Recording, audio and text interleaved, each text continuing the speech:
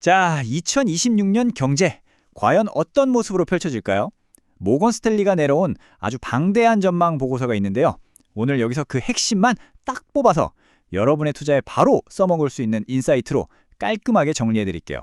저와 함께 2026년의 큰 그림 한번 그려보시죠. 오늘 우리가 살펴볼 내용은 이렇습니다. 먼저 2026년 경제가 어떤 모양일지, 그리고 그 성장을 이끄는 동력은 뭔지 알아볼 거고요.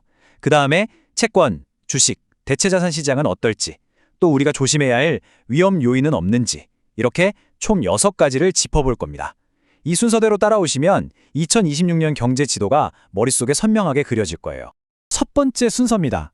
이번 전망에서 가장 중요한 개념이라고 할 수 있는데요. 바로 경제 회복의 모양이 K자에서 U자로 바뀐다는 겁니다. 이게 대체 무슨 뜻일까요? 그동안 경제가 참 양극화가 심했잖아요. 잘 되는 곳은 더 잘 되고 안 되는 곳은 더 힘들어지는 그런 시기를 지나서 2026년 세계 경제는 과연 어떤 모형을 하게 될까요? 모건 스탠리는 여기에 대한 답으로 아주 재미있는 비유를 듭니다. 바로 알파벳 K와 U죠.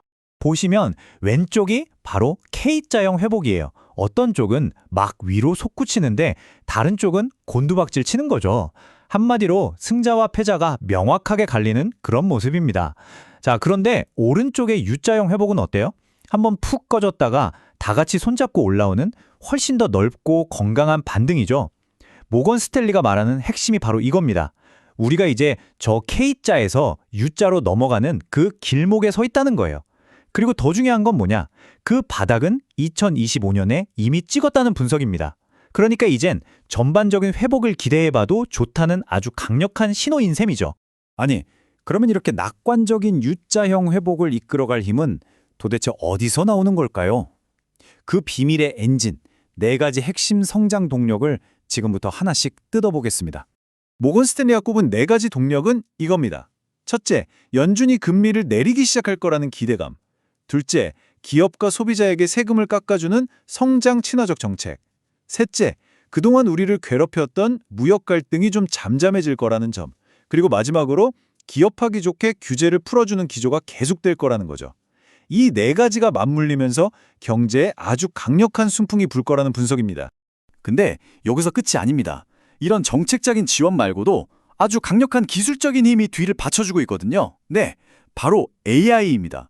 이게 얼마나 대단한지 다음 슬라이드에서 바로 확인해 보시죠. 자, 이 그래프 한번 보세요. 정말 놀랍지 않나요?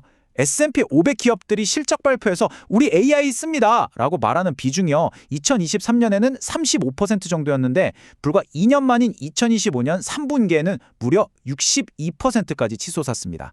이건 그냥 요즘 AI가 유행이라서 이런 차원이 아니에요. AI가 진짜로 기업들의 생산성을 끌어올리는 이 성장 스토리를 뒤에서 아주 튼튼하게 받쳐주는 그런 구조적인 힘이라는 명백한 증거라고 할 수 있겠습니다. 좋습니다.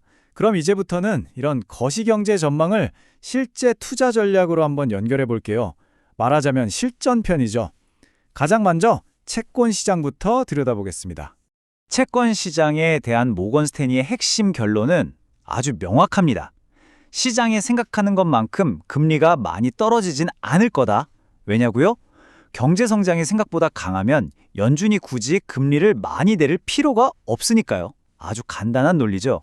자, 그래서 구체적으로 어떻게 하라는 걸까요? 표를 보시면요.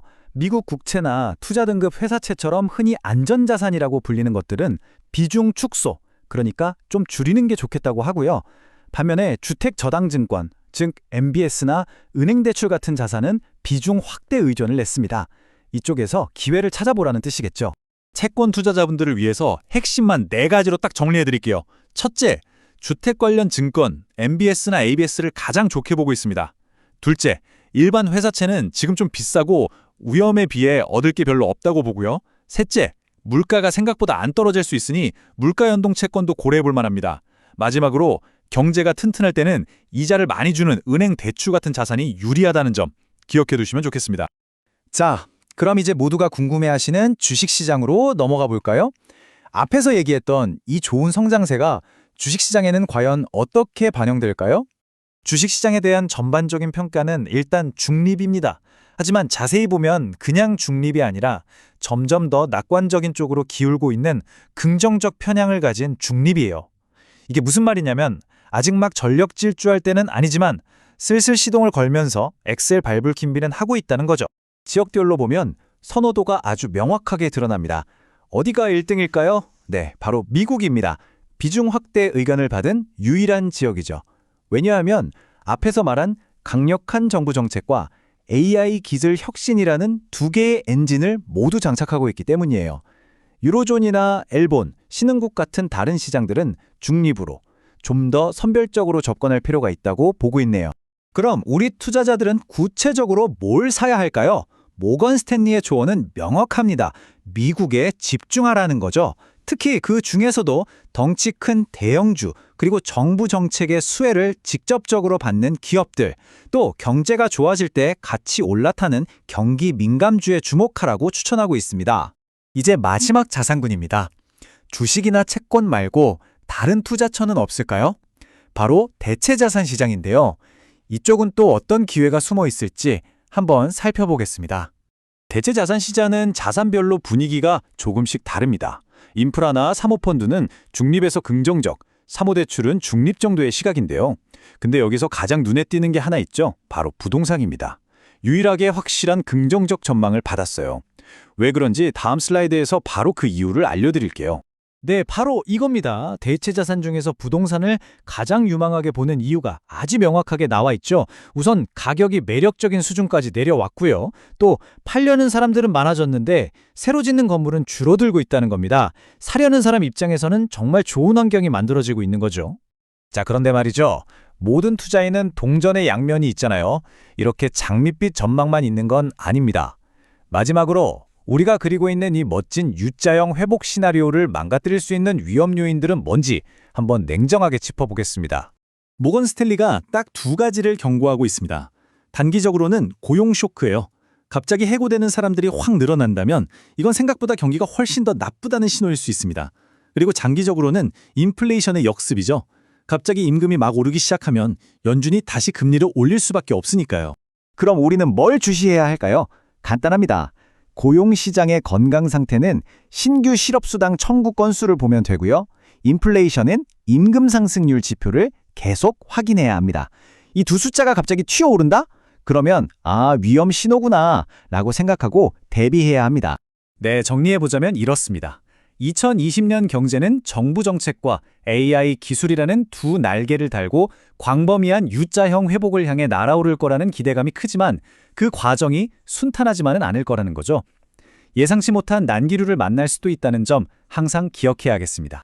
자, 지금까지 2026년 경제 전망의 핵심을 쭉 훑어봤습니다. 성장 동력부터 각종 자산 시장의 기회, 그리고 잠재적인 위험까지요. 이제 마지막 질문은 바로 여러분의 몫입니다. 이러한 거대한 변화의 흐름 속에서 여러분의 포트폴리오는 과연 2026년을 맞이할 준비가 되어 있으신가요?